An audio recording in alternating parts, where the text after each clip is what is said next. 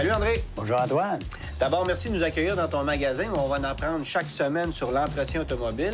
Et on débute ça cette semaine, évidemment, avec une chronique dégustation. Oui. Évidemment, on va parler d'huile. Cette semaine, un incontournable dans le domaine automobile. On pourrait même ajouter un sujet glissant. Bien sûr. Premièrement, l'huile, on sait que c'est un sujet très important. Ça retient les impuretés dans le moteur, ça réduit la friction et ça réduit la chaleur à l'interne. Ensuite, on va parler des grades d'huile. Oui, parce que là, 5,30, 10,30, je sais qu'avant, tout ce qu'on faisait, c'est mettre de la 5,30 l'hiver, de la 10,30 l'été, mais on n'est plus là. En plein ça. Juste pour dire ici, juste dans la Valvoline, dans la 530, on en a 7. OK. Elles sont toutes adaptées à chacun des véhicules. OK. On va commencer par parler le 5 et le W et le 30, ce que ça veut dire. Ouais. Le 5, c'est ta viscosité à froid. OK. Le fameux W pour winter. Et toutes les huiles longues. À peu près. Et on pourrait dire le 30, c'est ta protection à la chaleur. OK. Donc, à partir de là, on peut lire l'huile. Deuxième partie importante, c'est qu'il faut déterminer la norme spécifique du manufacturier qui est à l'endos de la pinte. OK. À partir de ce moment-là, on peut déterminer quelle huile qu'on a besoin pour notre véhicule. Là, évidemment, la nouvelle tendance, c'est l'huile synthétique. On voit ça de plus en plus sur des voitures de grande série qui l'exigent. C'est quoi les bénéfices de l'huile synthétique? Premièrement, tu peux améliorer ton rendement à l'essence, ton économie d'essence.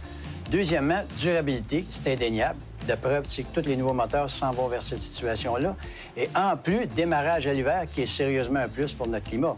Qu'est-ce qui différencie l'huile synthétique d'une huile régulière? Une grande partie, c'est les molécules. Les molécules sont toutes égales dans l'huile synthétique, donc tu as un meilleur rendement. OK. Maintenant, comment je fais pour m'assurer que le concessionnaire ou le garage où je vais me met la bonne huile pour mon véhicule? De tout simplement lui demander. Et souvent, ce qui est important de regarder, l'atelier mécanique va vous offrir des améliorations dans l'huile. Donc, c'est important peut-être d'accepter de les payer parce que c'est un rendement futur et une qualité à long terme pour le moteur. Bon, puis évidemment, il faut éviter les changements d'huile à bas prix parce qu'on sait qu'ils vont mettre une huile bon marché. Mais l'autre élément aussi, c'est que les manufacturiers automobiles recommandent des changements d'huile à des intervalles qui sont souvent très différents. Des fois, c'est 8 000, d'autres fois, c'est 20 000 km. Est-ce qu'il faut que je me fie vraiment à ce que dit le manufacturier? Il faut toujours se fier aux normes manufacturières, mais c'est des normes à usage normal.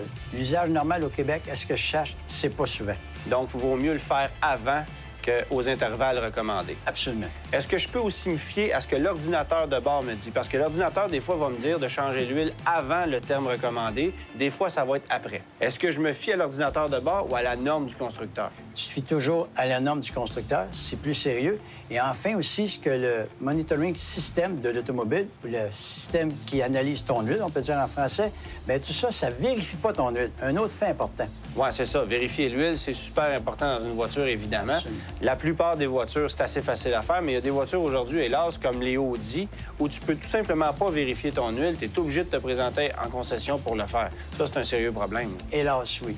En terminant, André, si jamais je mets pas la bonne huile dans mon moteur ou si je mets une huile bon marché, c'est quoi les conséquences? Par exemple, les VTEC, les calages variables des soupapes vont mal fonctionner. Tu vas avoir une perte d'économie d'essence. Tu risques d'avoir beaucoup de pertes de performance. Donc, aujourd'hui, tu ne joues pas avec ça. Le développement technologique est attaché au rendement des huiles moteurs. Pas de développement d'huile moteur, pas de nouvelles technologies. C'est un ensemble. On ne peut pas jouer avec ça. Merci, André. Ça fait plaisir. Cette chronique est une présentation de Pièces d'Auto Super.